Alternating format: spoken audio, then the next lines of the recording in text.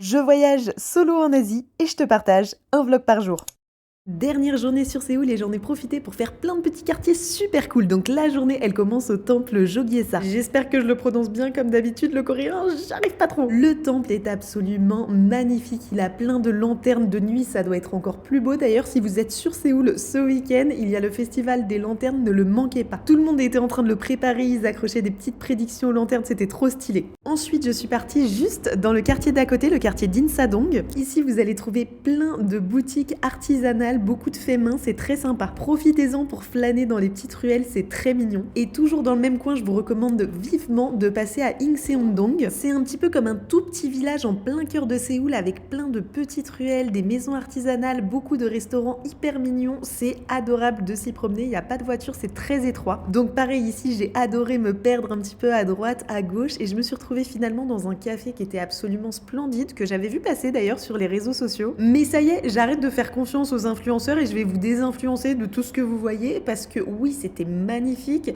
Oui, ce qu'on m'a servi dans l'assiette était très très beau aussi. Mais en réalité, comme dans beaucoup d'endroits ici, c'était plus beau que bon. Donc je suis hyper déçue. Genre dans un lieu comme ça, mes attentes elles sont hyper élevées et finalement à chaque fois, vraiment, je tombe de haut. Mais le quartier est trop beau, donc allez vous y balader. Ensuite, comme j'y avais pas encore été et que c'est mon dernier jour ici, je voulais aller dans le quartier de Bukchon. Mais alors là aussi, déception. Enfin, il y a une rue, elle est blindée, il y a plein de monde, c'est pas agréable. Ça enlève même tout le charme finalement du quartier. Donc pareil, j'ai fui dans les petites ruelles à côté et je me suis vraiment retrouvée un petit peu toute seule alors que je suis juste à 2-3 rues d'écart. Et à nouveau, j'ai marché sans but précis. J'ai trouvé des super jolies maisons, des super jolis endroits, même pas mal de petites expositions et de galeries d'art dans lesquelles j'ai pu rentrer. Donc si vous avez une journée sans trop d'activités à faire, je vous recommande vivement de vous perdre un petit peu dans les rues de Séoul parce que ça vaut le coup. N'allez pas dans les allées principales, éloignez-vous et vous trouverez sûrement des petites pépites. Oh regardez, ça c'est ma tête peinte comme l'artiste dont j'ai visité la maison, c'était trop drôle. Regardez, je suis même tombée sur des petites bibliothèques. Enfin vraiment,